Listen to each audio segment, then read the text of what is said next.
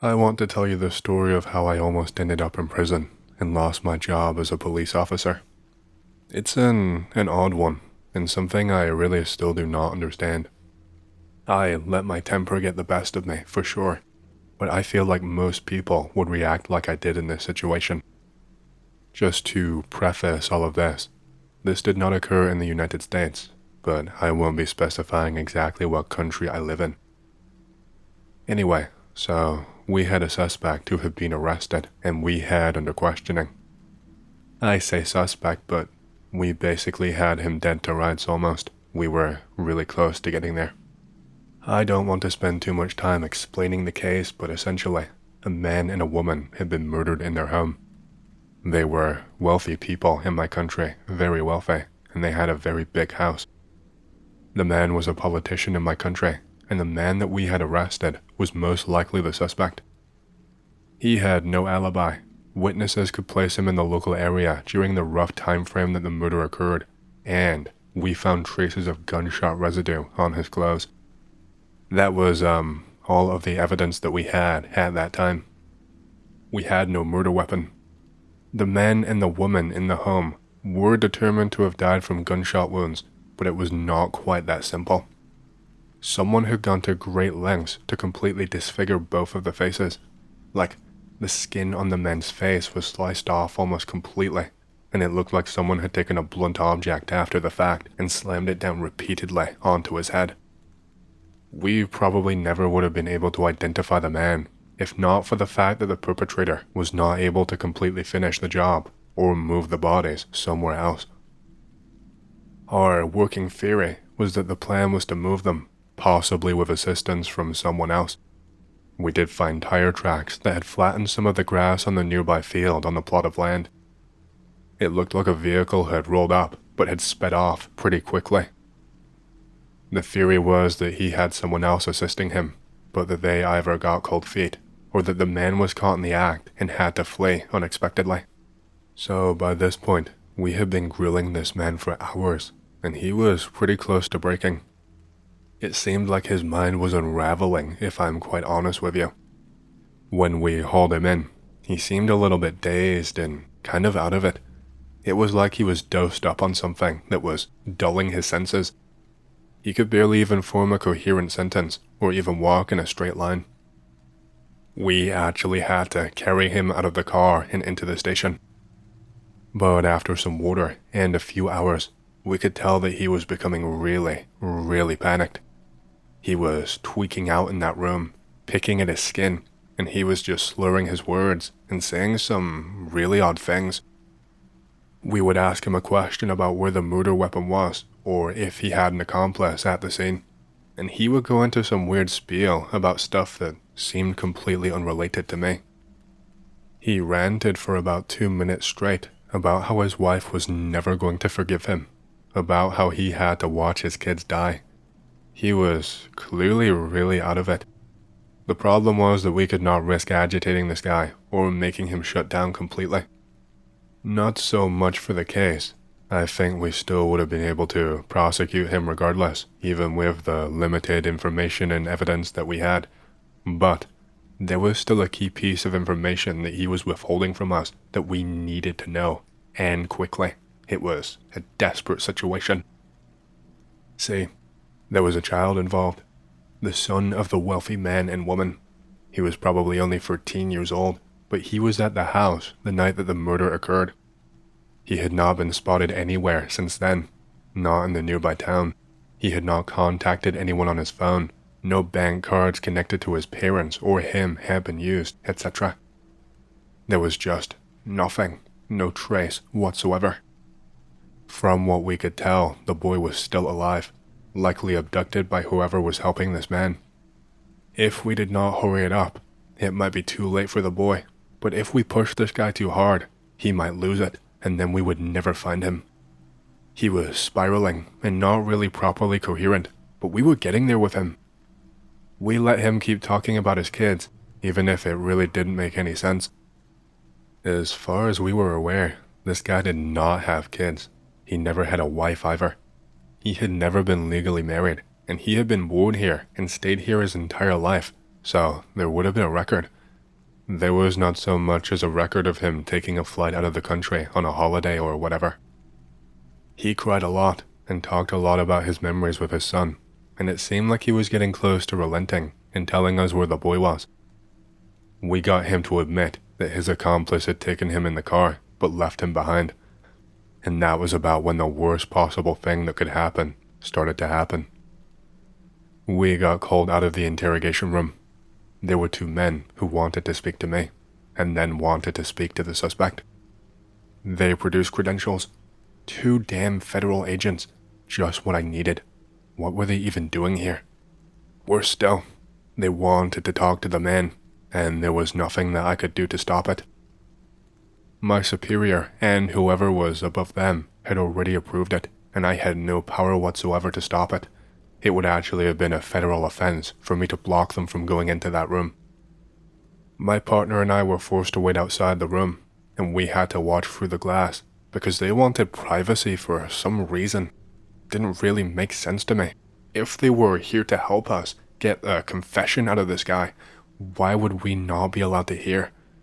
Why would we not be able to use that information to help our investigation?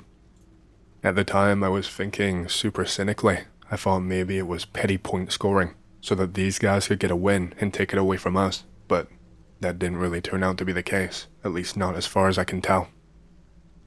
All of the audio in the room was cut off, so I had to just guess from reading their lips. They spoke for a while. I have no idea what about. I'm not really a good lip reader, and more than anything, I was just furious.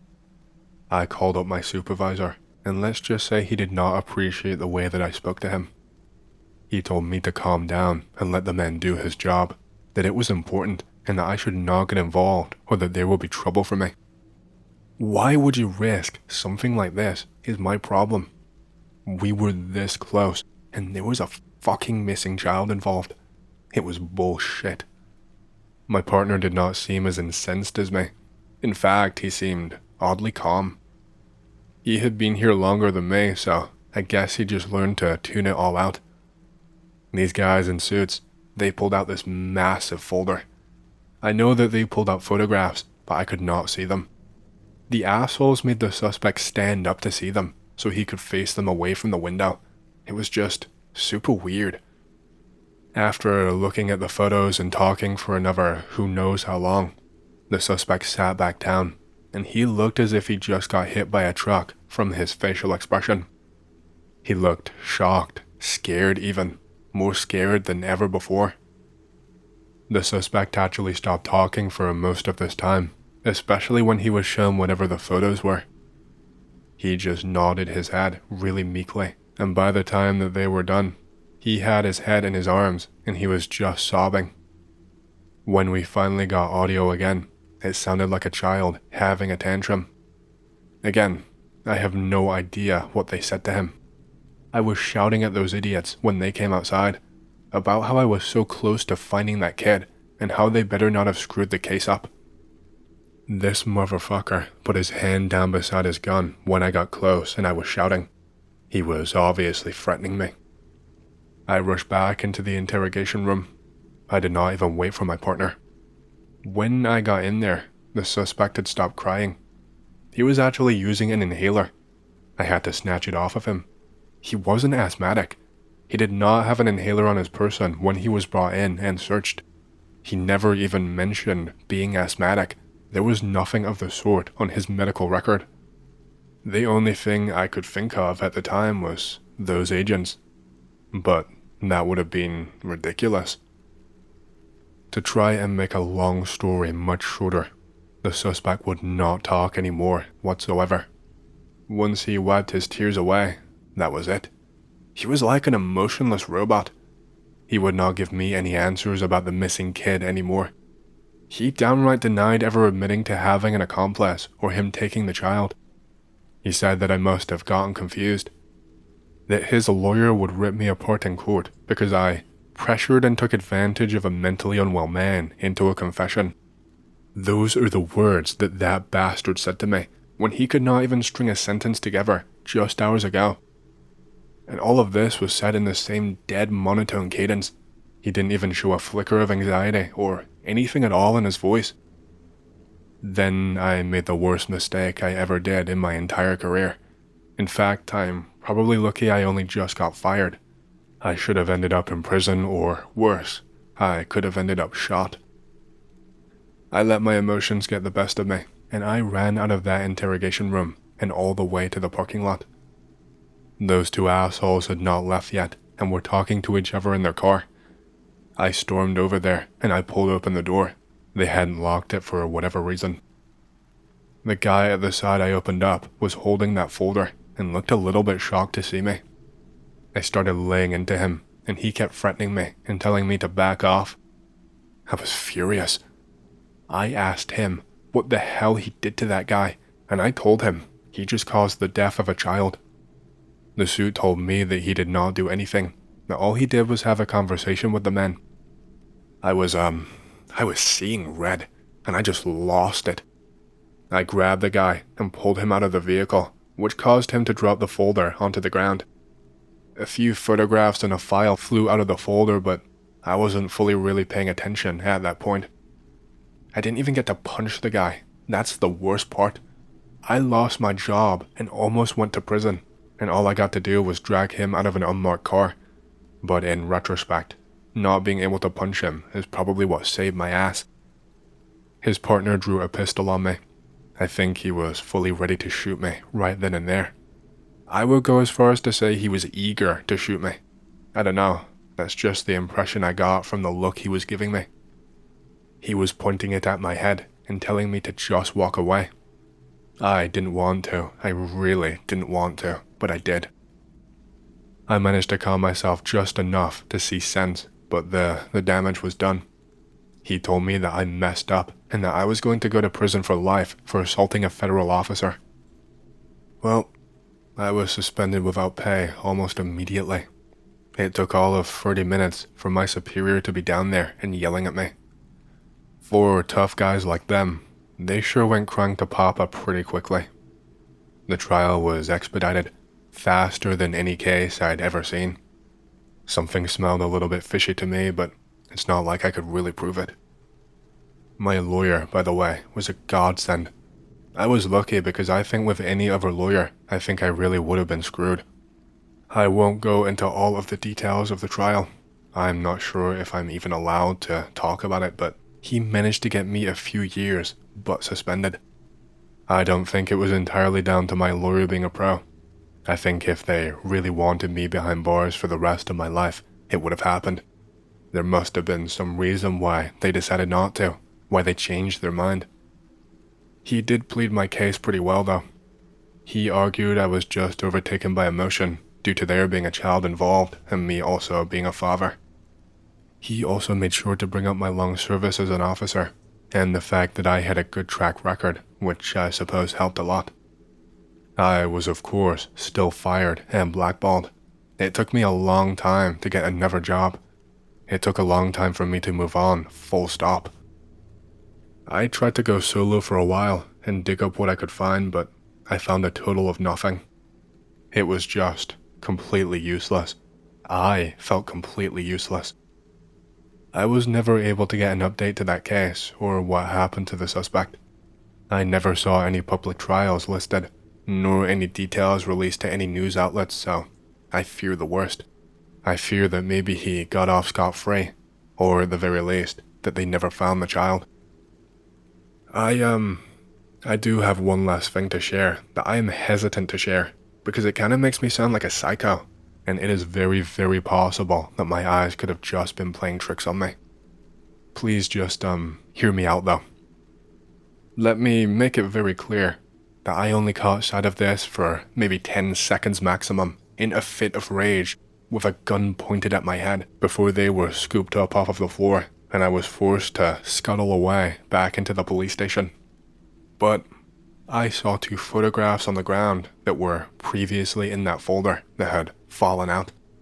Photographs that I assume these men showed to the suspect. I could not read the file from where I was. The writing was a little too small and smudged. But both of the photos, I am not kidding, they looked like photos of the suspect. From what I could see in those 10 seconds, One of them looked to be a Polaroid. He was wearing a Hawaiian shirt, but I could not tell where he was. The other photograph was a big, blown-up, black and white still.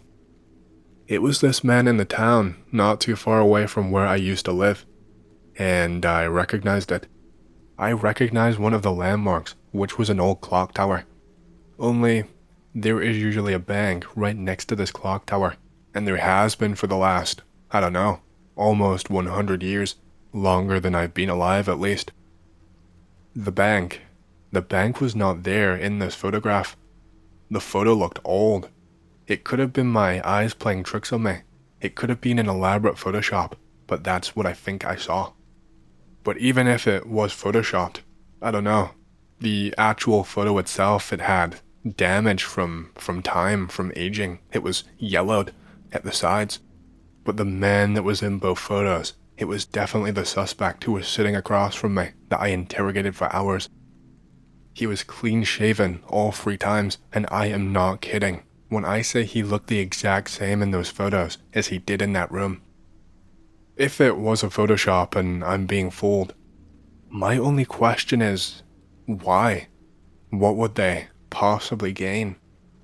And why did this man go from dazed to slurring to rambling to like a seasoned pro who knows how to keep his mouth shut? Why would those photographs have that effect? And why would my supervisor allow my interrogation to be interrupted, especially so close to closing down the case? I don't think I will ever get a proper answer, and it is driving me absolutely crazy.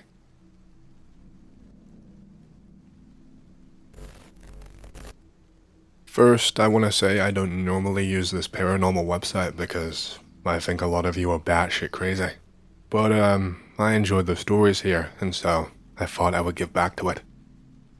This is 1000% true, and I just want to see everyone's thoughts because I don't understand myself.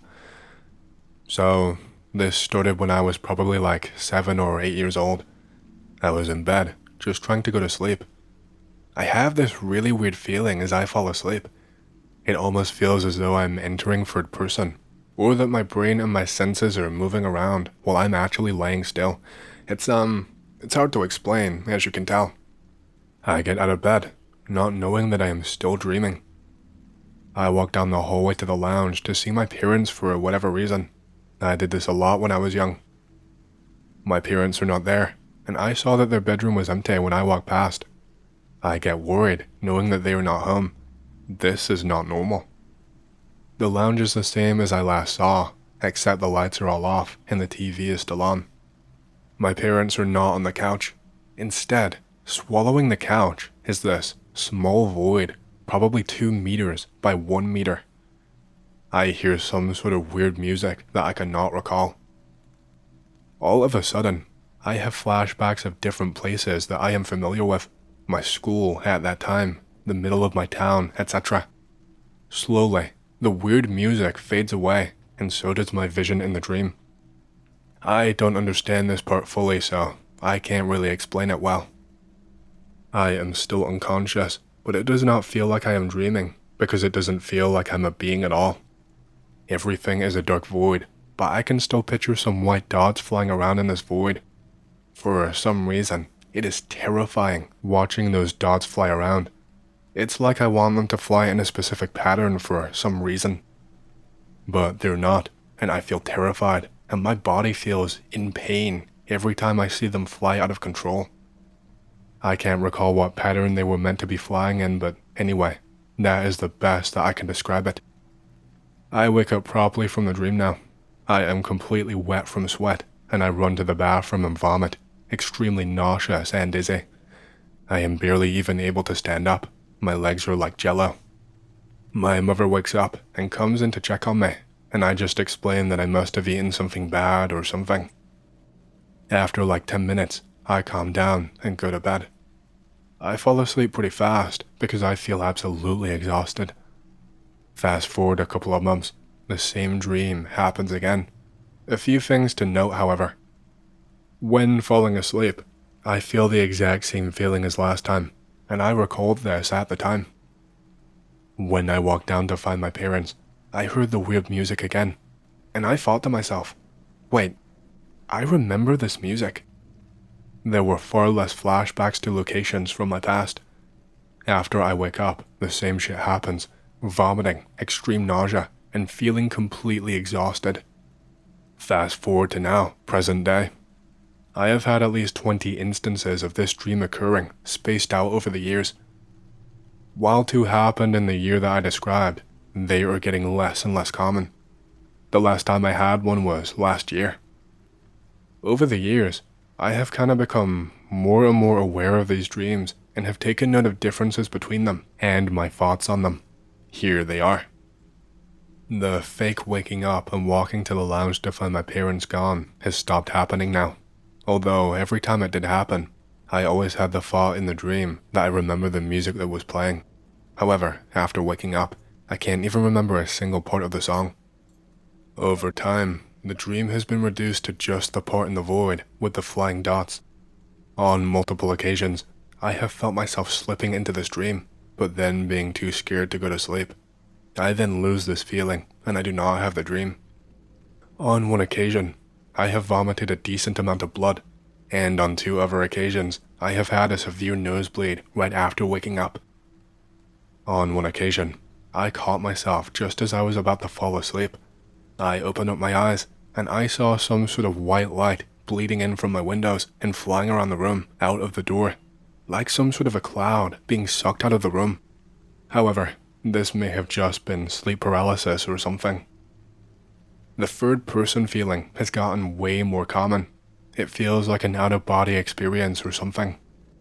All in all, my thoughts on this dream are hard to gather, but I genuinely feel as though I am slipping into another dimension that I cannot understand or something. But I don't really believe that much in the paranormal, even though I love reading stories like the ones here. The void with the dots flying around is just inexplicable and makes no sense to me, yet these dreams exhaust me. I feel kind of paranoid now posting about this for some reason, like maybe it will make me have the dream tonight, or that something worse will happen. I have no explanation for this story whatsoever. I've only ever had this feeling one time in my life. It happened in high school when I had never used drugs or even wanted to. I joined a paranormal club with my friend, because you need 6 members to start a club, and my buddy had a crush on one of the girls. We don't really go to meetings because the chick who started the club brought her friends who were pretty cringe with crystals and energies and that kind of stuff. We would go to haunted museums and watch documentaries about the occult, so it wasn't so bad. One week, Mary, the chick who started the club, her parents were out of town, so we are going to have a meeting at her house. Mary and the others wanted to try some quote-unquote real magic, but I didn't really care, because while I loved all things spooky, deep down inside it was all a LARP for me. Well, the day of the event, Mary texted us all to cancel because during the night, her parents had come back home, apparently. Yeah, they woke me up for school today, but left again before telling me why they were back. I didn't care because I didn't want to go anyway. Sometime later, Mary says it's back on because her parents left town again and left her money for the meeting so that we could have a party. Okay, screw it. I guess I'll go. It's Saturday now, and everyone is supposed to meet at her house around 4 o'clock, but my mom had somewhere to be, so she just dropped me off at 3:30 without letting me make sure it was okay. So I went and knocked on the door, expecting her to be mad that I was early, but when she opened the door, she seemed to be very relieved to see me. She just told me that she was bored and that I should have brought David. That's my club friend. I forgot to tell you his name, and I told her that my early arrival was not my choice. We were in her living room watching Ancient Aliens for about 10 minutes when her mom came in. Hey, honey, the school called. How do you want your name written in the yearbook? I turned to Mary, but she had her couch blanket tightly over her head. And, oh, honey, when you do your laundry later, could you write your name on the tags? Once again, Mary did nothing but pull a blanket over her head. Her mom then looked at me. I waved at her, and she got an overly satisfied look on her face, like this big, giant, ear-to-ear smile, and just in her eyes, I could tell that she was really pleased. And then she walked away into what I thought was a closet, and then she shut the door. But I guess it couldn't have been a closet, so I turned to Mary and I say, "Hey, Mary, I thought your parents were out of town." No response. "Is it just your dad out of town?" "What the hell are you doing?" "Those aren't my parents. I don't know who those people are." "You mean those are strangers? Why haven't you called the police?" She took off the blanket and came over to me, and with a hushed voice, she said, "I didn't know they weren't my parents. They just keep trying to get me to say my name." At this point, I'm really weirded out and confused. "You mean like, you're adopted?" "No, I mean I think they're demons. I think I summoned them." She walked over to the door that her mom went into and opened it up to reveal a very small closet that no one could fit inside of with the door shut. "I tried something while my parents were gone, and now these things keep appearing, and I don't know what they will do to me." She seemed genuinely terrified, and I wasn't doing much better. "Hey, let's just wait outside for the others to get here. I don't know how to handle this." I started to head for the door.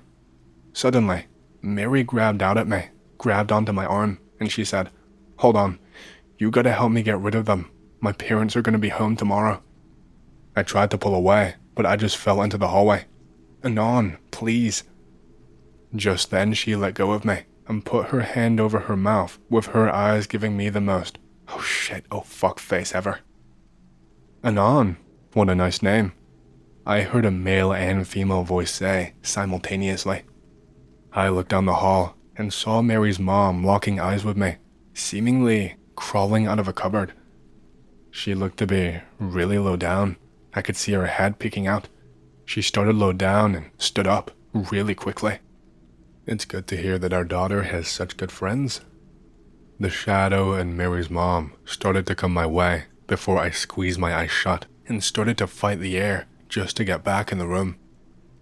As I got past the barrier of the room, right as I felt something otherworldly and cold slip up my pant leg, I started kicking and screaming to get it out of my pants. It started to feel like it was sliding inside my skin, and just like that, it was gone. I lied on the ground, panting, with my heart beating out of my chest, and Mary apologizing my ear off. Mary took me to the bathroom and said that she would wait outside for me. I sat on the toilet, feeling like death and my head swimming. And this is where the experience started to get scary. As scary as the part before was, this was scary in an otherworldly manner. Things felt unreal. I am still in the bathroom when all of a sudden, I don't know why I'm there or how long it's been, and just as quickly as I know exactly where I am and why, I'm at David's house for a party. I'm no longer at Mary's house at all. I don't know why or how. I walk out of the bathroom, and every single segment of the house has a different style or theme. The layout is nonsense, but it seems perfectly normal, and everything seems more real than real life. I open up the first room that I come to, and it looks like a rave. Inside was dark with lots of people and neon lights, and way bigger than it should be. Everyone is excited to see me, but I need to find Mary first. So I go from room to room looking for Mary.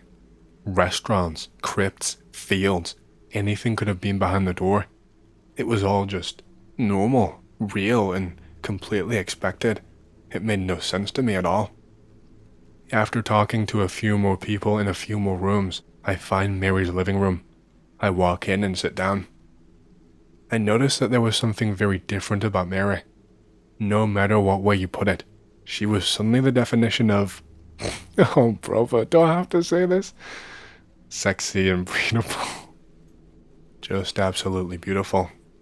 The only thing on my mind was getting intimate with her, and I knew that she wanted me to. It was like just a feeling I had, like a psychic link. I don't remember what she was doing. I just got close to her, and she knew. We started kissing and touching. It was indescribable, like genuine, human connection. And this is where the story ends from my direct experience because I have no clear memories. After that, it was like a dream where, despite being certain that something happened, I just have no context or memory. I woke up in Mary's living room with David and Mary there. They were talking like normal. I showed up very confused and asked them what had happened last night. Honest to God, they did not explain jack shit. All I know is that after some of the others got there, they were able to find someone that was able to help them. Apparently, I was missing for most of the night, and David was the only other person who knew the full extent of what had happened. But that's it, because no one has ever actually filled me in. No one but David and Mary actually know what happened to me, and neither of them has ever told me something that didn't change each time or contradict what the other person told me. It's like their memories are fucked up too. At the time, I was willing to believe that it had all been a bad dream, and even after waking up, I was still extremely attracted to Mary. So I did not question them so much at the time, which means I will probably never find out, since neither of them are still in my life. I don't know. I don't know what to believe. And the worst part is that the only sexual experience I've ever had in my life was probably not real.